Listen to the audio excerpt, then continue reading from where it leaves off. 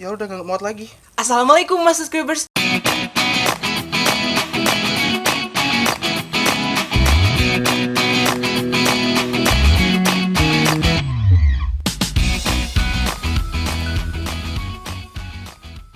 So welcome back to my channel Mas Gal. Gimana kalian kabarnya? Semoga selalu sehat ya. Amin. Deh teman-teman, selamat lagi di channel aku Mas Gal. Gimana kalian kabarnya? Semoga selalu sehat dan selalu dalam keadaan terbaik. Deh teman-teman, jadi seperti yang kalian sudah lihat di thumbnail juga judulnya, hari ini aku bakal buat sebuah video nih dimana aku bakalan nyeritain kayak gimana sih cara aku mengajar saat online class atau secara daring kemarin. Sebenarnya sih sekarang juga masih daring gitu ya. Dan kalau misalnya kalian yang menontonnya adalah seorang pelajar yang sekarang juga masih melaksanakan pembelajaran secara daring, mudah-mudahan kalian juga bisa melihat perjuangan dari guru-guru kalian nih. Jadi kalian jangan berpikir bahwasannya cuman kalian yang merasakan susah, tapi ya tentu aja guru-guru kalian juga merasakan susahnya pembelajaran secara daring ini. Jadi kalau bisa kita saling bantu aja. Oke, jadi langsung aja aku bakalan nyeritain dan juga bakal ngasih tahu nih apa aja yang aku lakuin kalau misalnya aku mau melakukan pembelajaran secara daring atau kayak mengajar secara daring gitu. Tapi sebelum itu aku bakal pakai seragam yang biasa aku gunain waktu di sekolah. Jadi kayak aku udah kangen banget nih pakai seragam ini. Oke, jadi ini dia seragamnya. Ya udah nggak muat lagi. Oke teman-teman, dan ini adalah seragam yang biasanya juga aku pakai saat aku ngajar di kelas gitu. Dan ini sudah cukup tidak muat ya. Mungkin kalian juga para ibu-ibu dan bapak guru yang sedang menonton video ini juga merasakan hal yang sama. Jadi untuk sekolah yang aku ajar sekarang atau di mana tempat aku bekerja sekarang itu menggunakan aplikasi WhatsApp. Mungkin kalau misalnya di daerah kalian itu udah ada yang pakai Zoom, udah ada yang pakai Google Classroom, itu mungkin daerah kalian tuh sudah berada di kota ya, yang mungkin sinyal dan juga penghasilan daripada orang tua awal itu udah pada bagus-bagus. Tapi di daerahku di sini alhamdulillahnya sih sinyal sudah bagus, tetapi untuk melengkapi peserta didik dengan menggunakan laptop masing-masing itu kayaknya belum bisa. Dan aja kalau misalnya aku mau ngajar itu biasanya kalau misalnya secara online nih aku cuma dikasih 1 hari untuk mengajar daring gitu ya. Jadi dari banyaknya pelajaran di sekolah, 1 hari itu cuma diberikan 2 pelajaran aja, karena yang memikirkan siswa juga di rumah mungkin mereka bakal berat gitu kalau misalnya menerima pelajaran yang lebih dari itu. Jadi ini sebelum aku mengajar siswa-siswa itu, aku biasanya membuat materi terlebih dahulu. Biasanya aku buat ringkasan dulu. Misalnya nih, di satu bab itu ada beberapa materi gitu, karena aku sesingkat-singkatnya itu membuat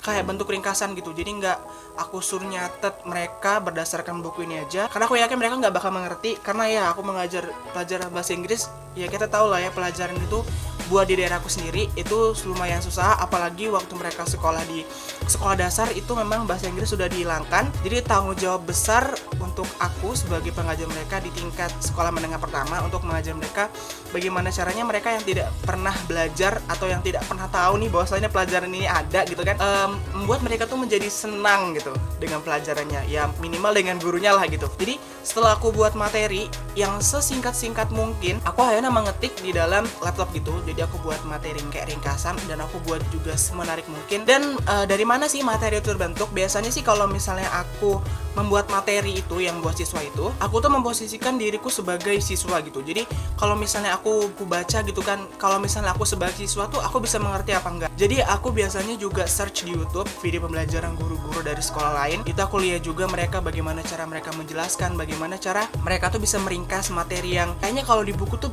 3 lembar, tapi kalau misalnya mereka ajar ke siswa-siswanya itu mereka bisa jadi kayak cuma selembar doang. Jadi aku ikutin mereka dan aku pilih satu-satu yang sekiranya cocok untuk aku aplikasikan ke murid-muridku. Jadi biasanya kalau misalnya aku buat materi itu aku bisa buat di mana aja, di mana aku dapat waktu luang. Bisa juga misalnya kalau misalnya aku lagi di warung gitu dan aku lagi nggak ada kerjaan apa-apa, biasanya aku juga buat. Dan kadang pas aku buat materi itu ada aja kayak distract gitu loh. Misalnya aku lagi buat materi nih dan materinya tuh harus dibagikan besok gitu kan, dan nggak tahu kenapa pada saat aku buat materi itu banyak banget distract yang sangat-sangat mengganggu gitu kan. Jadi kalau misalnya aku lagi santai-santai itu tuh kayak nggak ada gangguan gitu loh, kayak agak aneh banget sih sebenarnya. Dan setelah materinya jadi itu tuh aku ekspornya nggak dalam bentuk Word teman-teman, walaupun aku buatnya di Microsoft Word, karena nanti kalau misalnya file udah jadi itu aku langsung pindahin ke HP gitu. Dan jadi kalau misalnya aku ekspor itu aku ekspor dalam bentuk PDF. Jadi setelah aku ekspor materinya dan aku pindah ke HP, itu nanti materinya bakal aku screenshot. Jadi aku tuh harus membuat sebuah materi yang ringan gitu bentuknya, jadi mereka bisa buka dan nggak memakan memori HP mereka yang mungkin ya nggak sebagus HP-HP yang teman-teman yang udah sekolah di kota-kota gitu.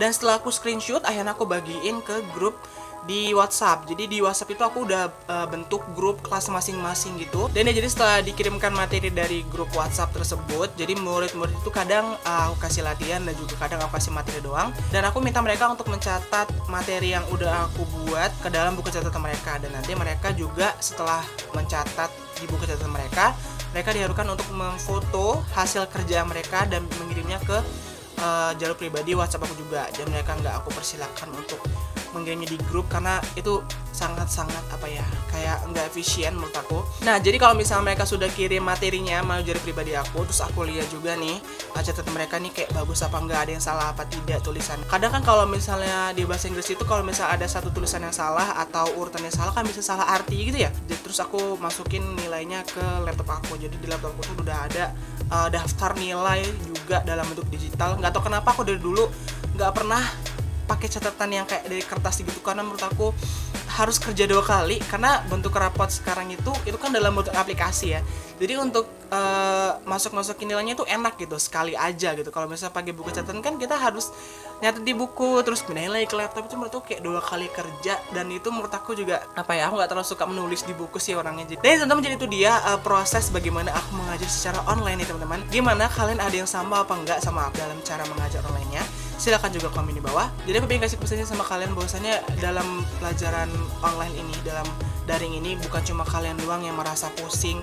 Sebenarnya sih semua pihak itu merasa pusingnya, baik guru juga siswa, karena mereka harus mempersiapkan materi yang harus diajar gitu ya. Dan ini aku alhamdulillahnya aku bisa mengajar materi atau pelajaran yang aku bisa nih. Jadi aku nggak kebayang kalau misalnya itu pelajaran yang susah kayak matematika, IPA tuh kan susah ya teman-teman. Dan itu mungkin penjelasannya harus secara langsung. Kalau misalnya dari WhatsApp itu agak, ya aku sih bakal ngerasain tidak paham sih kalau misalnya cuma dengan catatan doang gitu. Dan aku berpesan nih buat guru-guru nih, bukan maksudnya aku sosok ngajarin gitu, tapi menurut pengalaman aku kalau misalnya kita cuma nyuruh murid untuk menyalin catatan tanpa kita tahu mereka itu belajar apa sih di rumah, itu tujuannya apa. Jadi kita buat aja ringkasan gitu buat pelajaran yang pengen kita kasih. Karena kalau misalnya kita cuma suruh mereka nyatet, biasanya juga mereka nggak paham gitu apa yang mereka catat. Jadi buatlah materi sesingkat mungkin biar siswa tuh baca itu tuh biar lebih gampang aja sih gitu ya. Oke teman-teman, jadi itu di video aku ini. Terima kasih sekali buat kalian sudah tonton video sampai akhir. Jangan lupa untuk selalu dukung aku dengan cara klik like di video ini dan juga subscribe dengan cara klik tombol subscribe di bawah. Kalau sudah klik tombol subscribe, jangan lupa untuk klik lonceng notifikasi. Jadi nanti kalau ada video baru kalian bisa langsung tonton. Dan teman-teman, jadi kalau misalnya kalian mau kirim saran atau salam ke aku buat bikin konten gitu, kalian bisa langsung aja komen di bawah atau bisa langsung aja follow sosial media aku di sini teman-teman, di Facebook, Instagram. Silakan follow aja. Aku bakal seneng banget kalau misalnya kalian mau lebih dekat sama aku daripada sosial media aku. Jadi silakan di follow aja teman-teman ya. Oke teman-teman, jadi itu aja video aku kali ini. Terima kasih sekali buat kalian sudah tonton video sampai akhir. Sampai jumpa di video selanjutnya. Assalamualaikum warahmatullahi wabarakatuh. Bye bye. Selamat sekolah online ya.